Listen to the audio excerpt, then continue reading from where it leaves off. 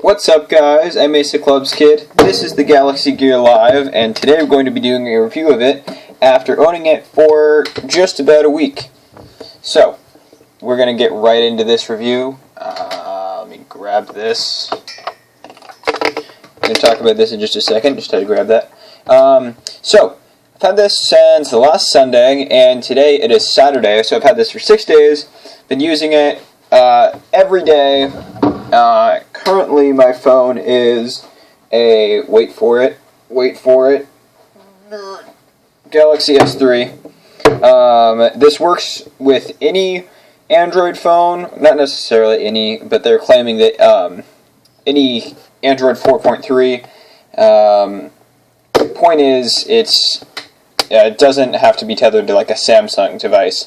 The original Galaxy Gear and the Gear 2, Gear 2 Neo all have to be used, and the Gear Fit all have to be used with a Galaxy Gear device. Other than that, this one can be used with any Android device, so that's cool. I'm going to try and make this as informative a video as I can, and as short as I can at the same time. So, because of that, this video will be powered by caffeine. Thank you to my good friends Caffeine. Alright, so, Galaxy Gear Live. Let's talk a little bit about build quality here. What's nice is that we actually get a full aluminum chassis here. All of this is metal. Feels nice, feels really sturdy. I feel like if I were to kind of hit it, it's not really going to mess anything up, which is nice because it's not like you're just getting this really, well, I mean, not necessarily really expensive watch, but you're spending a good deal of money on a watch, $200, and it's not just like a cheap watch that has a lot of functionality. It's like a good watch with a lot of functionality, and also the fact that you can change out these wristbands and that you can change the faces, which I'll talk about in a little bit. This is the Tron face. Focus in here a little bit. There you go. That makes it a really awesome watch. I think that definitely contributes to, if you're trying to justify buying a smartwatch, just the fact that you can, for, you know, what is in the watch world, when you look at like Rolexes and everything, which are, you know, obviously very hard to compare, but if you even look at like a G-Shock, you can spend easily $100. And you know, what's another $100 thrown in there if you can change out the watch, the wristband to tons and tons of different styles. You can change the face every day. You know, that's a little bit of my opinion, but we'll get more into that later. Anyways, Cradle. This is one of the huge pitfalls of almost every smartwatch now. The LG G Watch does a good job of remedying this. They have more of a flat cradle that's kind of magnetized, and you just kind of pop it on and it stays, it charges. And the Moto 360 is also wireless charging, so you just pop it on and it charges just on this other little cradle type thing, but it's a lot easier. And you can use it with any wireless charging that's Qi enabled, so that's a much better design. This one, you do have to specifically buy a Gear Live cradle, or I don't know why I said buy, but it comes with this, but you have to use a Gear Live cradle as of right now. I have a feeling that someone's going to come along and think of a better way to do this. They'll make either a slimmer cradle or something, maybe something you can just kind of slide it in. I see that happening. I see even Samsung maybe developing that and maybe making you pay a little extra. I wouldn't really mind personally, but my thinking was that perhaps just in an effort to make this waterproof, or in making this waterproof, it wasn't an effort, it is waterproof, and having just these simple pins, then you kind of have to have the trade-off of this little cradle. And at that, you know, not that bad. But it is still annoying. It's kind of finicky to try and get it in. Here, let me just try and pop it in. Not really something that I thought about a lot, and this is something a lot of people do complain about, so I'm not going to spend too much time talking about it, but as you can see, it's kind of weird. You can't really tell if it's popped in. No, I'm not trying to Google anything right now. So now it's charging. You can see the little indicator right here. And then when you uncharge it, that's that. What's nice about this, though, what I'll just say real briefly, is if you're bringing this, let's say you need to, you know you're going to spend a night over at someone else's house, you know you're going to need to charge your phone and your smartwatch, what you can do is just unplug this, charge your phone, then charge your smartwatch afterwards, or vice versa, just depending. So you don't need to bring two cables, which is nice. You know, or in theory, you could just bring the little cradle and your regular micro USB cable. So that's kind of cool. Anyways, now let's get more into the actual watch itself. Build quality, as I got into earlier, feels really nice. I haven't noticed any scratches here yet. Nothing on the screen, anything like that. I've been not necessarily rough on this watch, but I've intentionally tried to not be super careful with it, and just like, I don't know, just kind of coddle it, I guess, as it were. I haven't really gone out of my way to do something so that it wouldn't get scratched or something.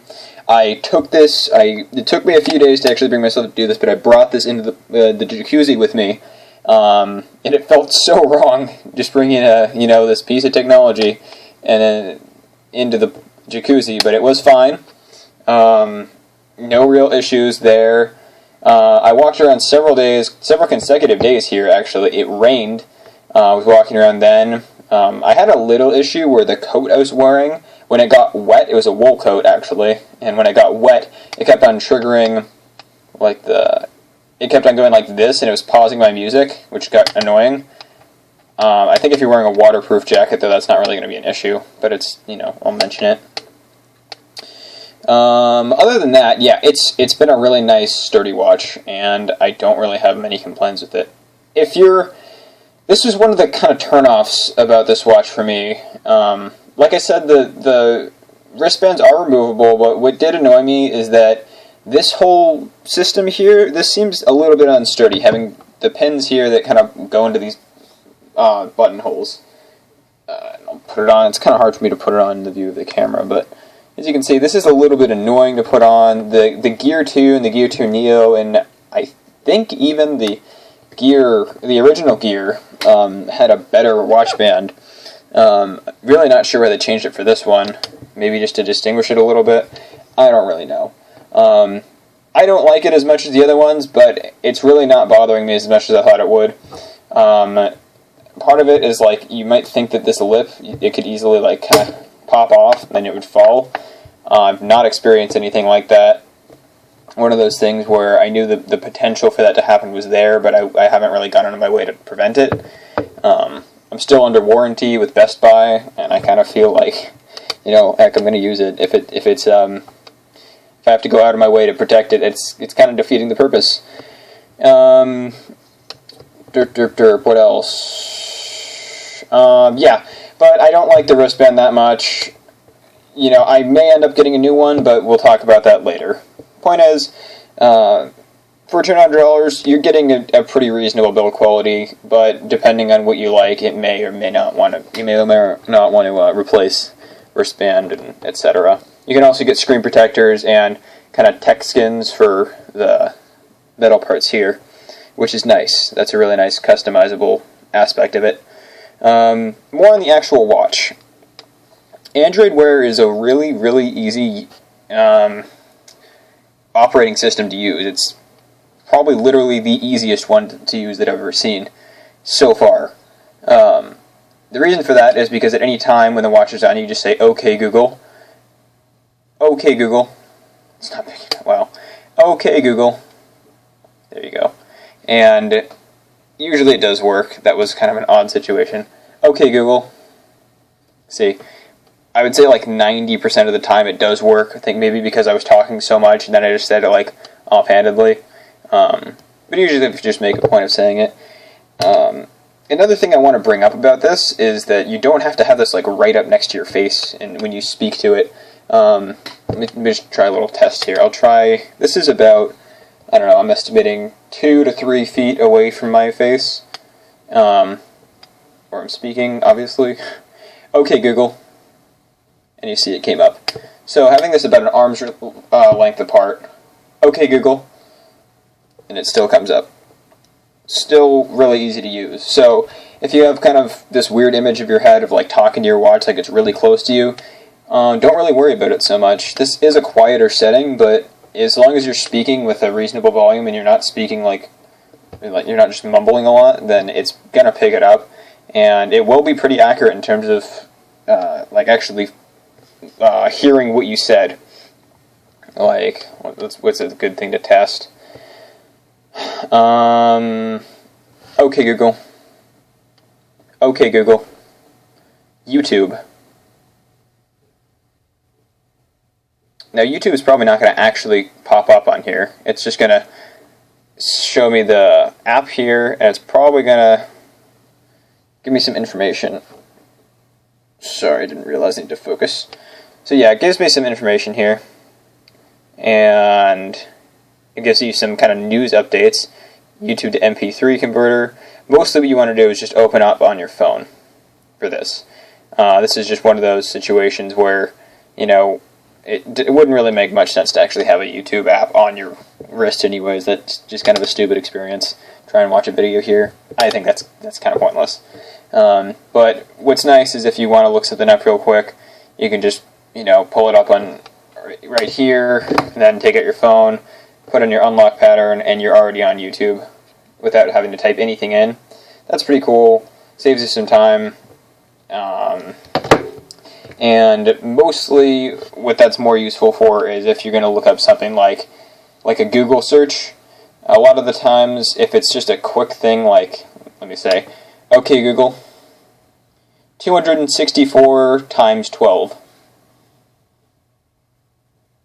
And it will go ahead and type that in, 264 times 12, and it'll give me my response. So if it's something that's just has a straight response like that, if it's not like, I don't know, what is a Republican, what is a Democrat, like if it has like a lengthier response like that, then it's going to give you a way bigger search, and it's going to ask you to pull it up on your phone. But if it's something that's simple, it will give you a pretty instant response. Let's see, what's another one?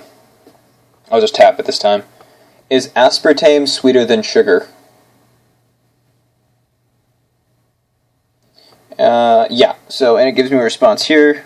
Aspartame is approximately 200 times sweeter than sugar. And it gives me a couple of results here. Wikipedia about sugar.org. So, yeah, that's cool. One of the apps that I have on here that I find incredibly useful is the Wear Mini Launcher. I find myself having to keep refocusing here. But what this does is, that's the screen that you're looking at here. I can swipe. You can have it be pretty much anywhere down here. This is like a default thing. I'll talk about that in a second.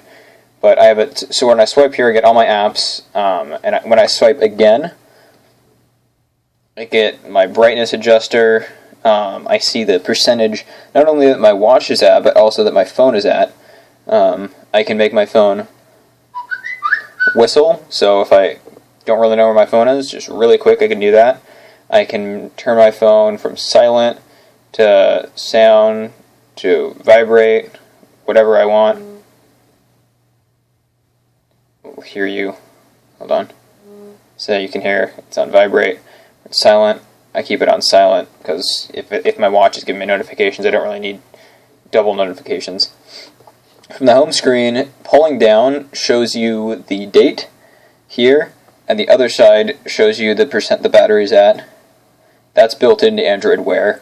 When you have the Wear Mini Launcher, it's kind of unneeded, but it is useful if you're just, you know, using it more purely without the Mini Launcher. I think everyone should have the Mini Launcher though. Here are the different watch faces. Everything from here is a preloaded watch face. Some of them change a little bit, like this one with the colors changes around a little bit. Every time you turn on the screen it changes.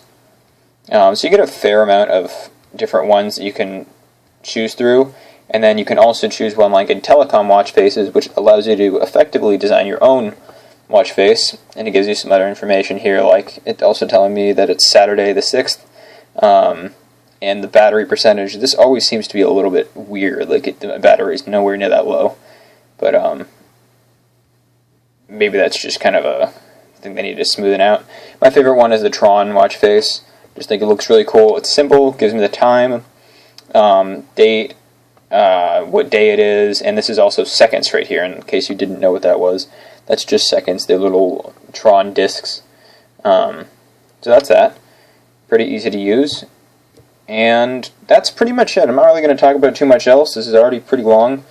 I highly recommend checking this device out. If you can, check it out at a Best Buy. Look it up. Anyways, I'm Asa Clubs Kid. Thank you for watching, and I will see you soon.